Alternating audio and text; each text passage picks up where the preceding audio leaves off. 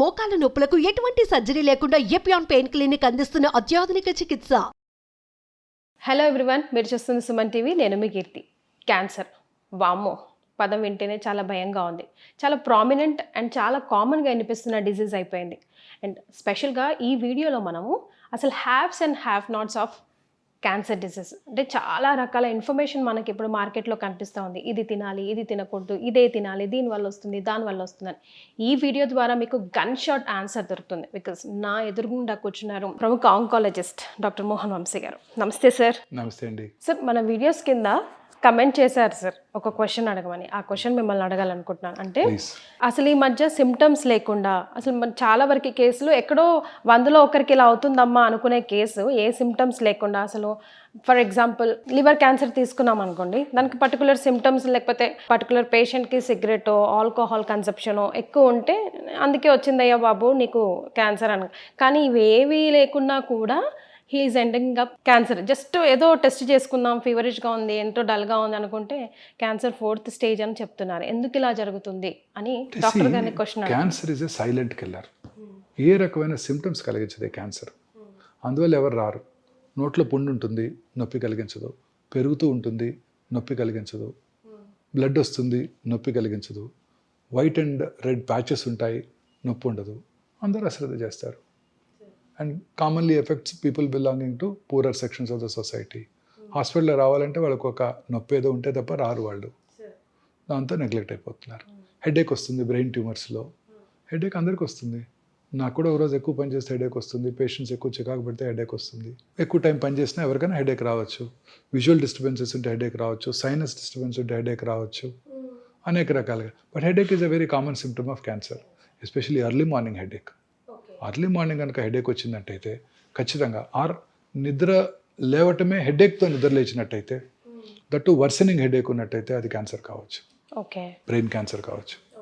ఇలా అనేక రకాలైన సిమ్టమ్స్ మనం అశ్రద్ధ చేస్తాం.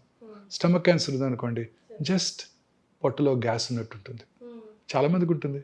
చాలామంది పేషెంట్ చెప్తారు, నాకు చాలా గ్యాస్ అండి డాక్టర్ గారు, ఈ ఫుడ్ తింటే నాకు గ్యాస్ అండి, ఈ ట్యాబ్లెట్ నేను రోజు గ్యాస్ ట్యాబ్లెట్ వేసుకుంటానని చెప్తారు. అంటే గ్యాస్ ట్యాబ్లెట్ అంటే ప్యాంటోప్రజాలు, రాబిప్రజాలు వేసుకుంటానని చెప్తారు. లేకపోతే ఓల్డెన్ డేస్లో ర్యాంటాక్. ఆ ర్యాంటాక్ వాడుతుంటే క్యాన్సర్ వస్తుందని సైంటిస్టులు ప్రూవ్ చేశారు. ర్యాంటాక్ని బ్యాన్ చేశారు కూడా. ఈ ప్యాంటోప్రజాల్ హ్యాపీ కూడా ఇవి రెగ్యులర్గా అందరూ నేను వాడుతున్నానని చాలా గొప్పగా చెప్తారు. ఈ గ్యాస్ బిళ్ళ తినందే నాకు అసలు కడుపంతా ఉబ్బరం అయిపోద్దండి, నా రోజంతా బ్యాడ్గా ఉంటుంది. అవి వేసుకుంటే హార్ట్ అటాక్ వస్తాయని ఇప్పుడు సైంటిస్టులు చెప్తున్నారు. సో కడుపులో మంట రావటం, పొద్దున స్పైసీ ఇడ్లీ తిన్నాను, మసాలా దోశ తిన్నాను, దానివల్ల అనుకుంటారు తప్ప ఆ కడుపులో మంట స్టమక్లో ఉన్న క్యాన్సరస్ అల్సర్ వలన అని ఎవరు ఊహించారు కదా. అవును సార్. ఆనందం ఏంటంటే కొంచెం మింగుడు పడకపోవటం, మానని దగ్గు. స్మోకర్స్లో మానని దగ్గు ప్రతి సంవత్సరం ఉంటానే ఉంటుంది. లాస్ట్ ఇయర్ ఇలానే ఉంటుంది. డాక్టర్ దగ్గరికి వెళ్ళాను, స్కాన్ కూడా చేశారు, ఏమీ లేదన్నారు. ఇప్పుడు కూడా అది అయి ఉంటుంది. స్మోకర్స్ కాఫ్ అనుకుంటారే తప్ప లాస్ట్ ఇయర్ క్యాన్సర్ కాకపోవచ్చు, ఇప్పుడు క్యాన్సర్ అని వాళ్ళు అనుకోరు కదండి. సో ఇవన్నీ కూడాను వార్నింగ్ సిగ్నల్స్. లూజ్ మోషన్స్ అవుతాయి, ఆల్టర్నేటివ్ మోషన్స్ అండ్ కాన్స్టిపేషన్. మొన్న బావర్చీలో తిన్నాను అందుకే అయ్యింది, మన పెళ్ళికి వెళ్ళాను అక్కడ తిన్నాను అందుకే అయింది అనుకుంటారే తప్ప లోపల క్యాన్సర్ ఉందని అనుకోరు కదా. మోషన్లో బ్లడ్ పడుతుంది, very important warning signal of cancer. నేను కూడా ఈ సిమ్టమ్స్ చెప్పాక ఆయన రాశారు. ఇవన్నీ రోజు చూస్తూనే ఉంటాం కదా, మరి క్యాన్సర్ని ఎలా డిఫరెన్షియేట్ చేస్తాం? సిమ్టమ్స్ పర్సిస్ట్ అవుతున్నట్టయితే మినిమం సార్, అంటే అలా అని కాదు, కంటిన్యూస్గా బ్లడ్ వస్తుంది, ప్రతిరోజు వస్తుంది బ్లడ్, లూజ్ మోషన్స్ అవుతున్నాయి, రోజు ఒకసారి మోషన్కి వెళ్ళేవాడిని ఇప్పుడు 4 సార్లు వెళ్ళాల్సి వస్తుంది, ఒకరోజు కాన్స్టిపేషన్ వస్తుంది, ఒకరోజు టక్టక 4 మోషన్స్ అయిపోతున్నాయి, మోషన్లో బంకపడుతుంది, బ్లడ్ వస్తుంది, ఆఫుల్ స్మెల్ వస్తుంది. Important warning signal of cancer. Any deviation from our routine habits, మలమూత్ర విసర్జన అలవాట్లో మార్పు రావటం. అలాగే క్యాలిబర్ ఆఫ్ ద స్టూల్ తగ్గింది, స్టూల్ ఒక ఈ సైజులో వస్తుంది, క్యాలిబర్ తగ్గి టూత్ పేస్ట్ లాగా బయటకు వస్తుంది. There could be an obstructing rectal cancer. Rectal tumour ఉన్నప్పుడు ఫీలింగ్ ఆఫ్ ఇన్కంప్లీట్ ఎవాక్యుయేషన్. మీరు మోషన్ ఫ్రీగా ఒకరోజు పాస్ చేశారనుకోండి పొద్దున్నే, you will have some very good satisfactory feeling ఉంటుంది కదా, చాలా హ్యాపీ ఫీల్ అవుతావు. మోషన్ ఫ్రీగా పాస్ చేసినా ఆ ఫీలింగ్ లేదు, లోపల ఇంకా మోషన్ ఉన్నట్టుంది. That is a very important warning signal of rectal cancer. అంటే ఆ ట్యూమర్ మన బ్రెయిన్ ట్యూమర్ని మోషన్గా పర్సీవ్ చేస్తుంది. ట్యూమర్ ఉంది రెక్టంలో. What does brain think? Brain doesn't know whether it's a tumour or a motion, solid motion. It still thinks there is some motion inside. ఆ ఖాళీ అనే ఫీలింగ్ బ్రెయిన్కి రాదు. అలాగే feeling of foreign body sensation in the throat. ఏదో foreign body ఉంది, మింగాము, ఇంకా కూడా అట్లే ఉంది. That is a very important warning signal of hypopharyngeal cancer. Okay. Voice disturbances, బొంగురు పోవటం, స్మోకరు బొంగురు పోయింది, కోల్డ్ వచ్చింది బొంగురు పోయింది. మొన్నే ఒక ఇంజనీరింగ్ కాలేజ్ ప్రొఫెసర్ చూశాను, ఇలా హోర్స్నెస్ వచ్చింది. టీచర్ ఆయన ప్రొఫెసర్ గారు హోర్స్నెస్ రాగానే ఈఎన్టీ సర్జన్ దగ్గరికి వెళ్ళారు. ఈఎన్టీ సర్జన్ గారు పరీక్ష చేసి యాంటీబయాటిక్స్ ఇచ్చారు. కొంచెం రిలీఫ్ ఉండింది, హీ వాజ్ హ్యాపీ. మళ్ళీ 1 వీక్ తర్వాత మళ్ళీ అలానే వచ్చింది. మళ్ళీ డాక్టర్ దగ్గరికి ఎందుకు వెళ్ళాలని ఆయన వేసుకున్నాడు అదే మందులు. అట్లా 4 మళ్ళీ ఈసారి మళ్ళీ ఇంకా ఉండింది. ఈ డాక్టర్ గారి మెడిసిన్ మనకు పడలేదని ఇంకో డాక్టర్ దగ్గరికి వెళ్ళారు. ఆ డాక్టర్ గారు ఏం చేస్తారు, మళ్ళీ ఫస్ట్ కదా ఆయనకి, మళ్ళీ ఆయన ఇంకో యాంటీబయాటిక్ పెట్టారు. అలా ఒక 4 వారాలు 5 వారాలు డిలే అయిపోయింది. స్టేజ్ 1 క్యాన్సర్ స్టేజ్ 3 అయిపోయింది. నేను మొత్తం వాయిస్ బాక్సే తీయాల్సి వచ్చింది ఆయనకి. చాలా కామన్ ప్రాబ్లం ఇండియాలో ఇది.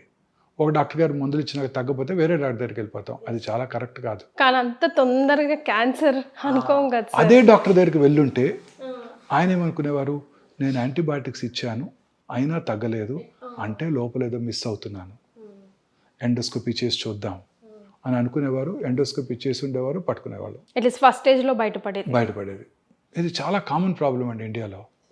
ఇది మనం ఒక టెస్ట్ చేసామనుకోండి, కమర్షియల్ డాక్టర్ గారు అనుకుంటారు. ఈ మధ్య నాకు ఒక మంచి ఇన్సిడెంట్ జరిగింది. నాకు బాగా తెలిసిన ఆయన, కొంచెం స్టమక్ క్యాన్సర్, లేట్గా వచ్చారు. ఏంటండి నేను మీకు తెలుసు కదా, ఏంటి సిమ్టమ్స్ అన్నీ మనకి ఆబ్వియస్గా ఉన్నాయి కదా, ఎందుకు లేట్గా వచ్చారన్న. He was very unhappy and I was very angry. లేదండి నేను గ్యాస్ట్రోఎంటరాలజిస్ట్ని విజిట్ చేస్తూనే ఉన్నాను, ఓకే, వాళ్ళు పట్టుకోలేదన్నాడు. చూశాను ఆ గ్యాస్ట్రోఎంటరాలజిస్ట్ ఎవరంటే నా క్లోజ్ ఫ్రెండ్. సరే వెళ్ళిపోయినాక ఆయన ఫోన్ చేశాను, బ్రదర్ ఇలా నేను తిట్టుకుంటున్నాడు ఇప్పుడు అని. Immediately he told me, good nothing to worry.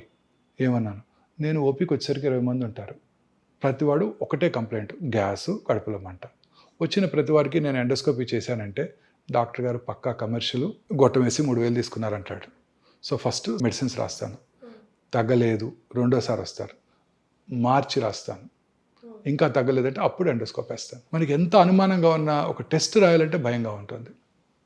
ఈ trust between doctor and patients has gone. Why is that happening sir now days?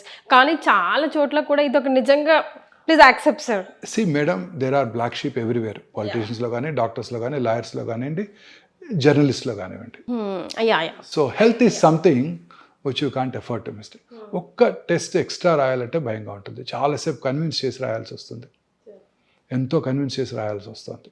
అంటే పేషెంట్స్ దగ్గర కూడా ఇన్సూరెన్స్ లేదు, ఓన్గా పే చేసుకోవాలి, medical cost are going up very very high. All these machines అండి what we import cost us in millions. The Petamar what we brought for the first time, it costed us $4 million, 32 crores. On top of it 38% customs tax కట్టాలి గవర్నమెంట్కి ఇక్కడికి రావాలంటే, ఆ machine ఇండియాకి రావాలంటే. They are prohibitively expensive. మీరంతా కూడా పిల్లలంతా కూడా మీరు 50 to 1 crore ఇన్సూర్ చేసుకోవాలి. రాబోయే మెడిసిన్స్ అంతా కూడా ఇదే కాస్ట్లీ ఉండిపోతున్నాయండి. అంకాలజీలో కాదు, మిగతా వాటిలో కూడా అన్నీ కూడా మోనోక్లోనల్ యాంటీబాడీస్ వచ్చేస్తున్నాయి, టార్గెటెడ్ థెరపీస్ వస్తున్నాయి. They are prohibitively expensive, beyond the reach of a rich man, common man కాదు. అండ్ అవన్నీ కూడా మనం ఇంపోర్ట్ చేసుకోవాలి. వాటికి పేటెంట్ లాస్ అప్లై అవుతాయి. మనం India is a signatory to patents treaty that to protect intellectual property rights. దాన్ని GATT treaty అంటారు, general agreement on trade and tariff. 94లో సైన్ చేసాం ఇండియా. సో అందువల్ల ఆ మాలిక్యూల్స్ని మనం తయారు చేయకూడదు. సో ఫస్ట్ 10-15 years వాళ్ళు ఎంతకి వాళ్ళు ఇస్తే అంత కొనుక్కోవడమే మనం. సో అందువలన ఈ హెల్త్ కేర్ కాస్ట్ బాగా పెరిగిపోతున్నాయి అన్నమాట. సో అలాగే క్యాన్సర్లో కూడా ఇంకా అనేక రకాలైన మనకి ప్రివెంటివ్ మెజర్స్ ఉన్నాయండి క్యాన్సర్లో. లైఫ్ స్టైల్ ఫ్యాక్టర్సే కాకుండా ఇంకా చాలా ఉన్నాయండి. ఫర్ ఎగ్జాంపుల్ అందులో ముఖ్యమైనది జెనెటిక్ ఫ్యాక్టర్స్. యాంజెలినా జోలీ పేరు విన్నారు కదా, మిస్ యాంజెలినా జోలీ. 2011లోనే అంటే 13 years బ్యాక్ వారు 2 బ్రెస్ట్లు 2 ఓవరీలు తీయించేసుకున్నారు. She was positive for BRCA1 BRCA2 mutations, gene mutations positive ఉండబట్టి. ఏ ఏజ్లో చేసుకోవాలి సార్ అట్లా టెస్ట్లు మనం? అదే దానికి డెఫినెటివ్ ఇండికేషన్స్ ఉన్నాయి. Hereditary breast ovarian cancer syndrome, ఆ 2 పాజిటివ్ ఉంటే 100% బ్రెస్ట్ క్యాన్సర్ వస్తుంది, 90% ఓవేరియన్ క్యాన్సర్ వస్తుంది. సో ముందే తీయించేసుకున్నారు. దట్స్ బెటర్ అంటారా sir? Suggestible. That is called risk reduction surgeries. So చాలామంది స్త్రీల్లో ఎర్లీ ఏజ్లో బ్రెస్ట్ క్యాన్సర్ వచ్చినప్పుడు, ఓవేరియన్ క్యాన్సర్ వచ్చినప్పుడు వాళ్ళు జెనెటిక్ టెస్టింగ్ ఇండియాలో ఇప్పుడు అవైలబుల్గా ఉంది. ఒకప్పుడు 3.5 లక్షలు ఉండేది, ఇప్పుడు 7-8 వేలకు చేసేస్తున్నారు. చేయించుకోవడం ద్వారా ఆ క్యాన్సర్ అవటాన్ని, ఈ జన్యుపరమైన మ్యూటేషన్ ఈ స్త్రీలో ఉందా లేదా తెలిసిపోతుంది. తద్వారా మనం రిస్క్ రిడక్షన్ సర్జరీ చేసుకోవడం ద్వారా క్యాన్సర్ రాకుండా చేసుకోవచ్చు.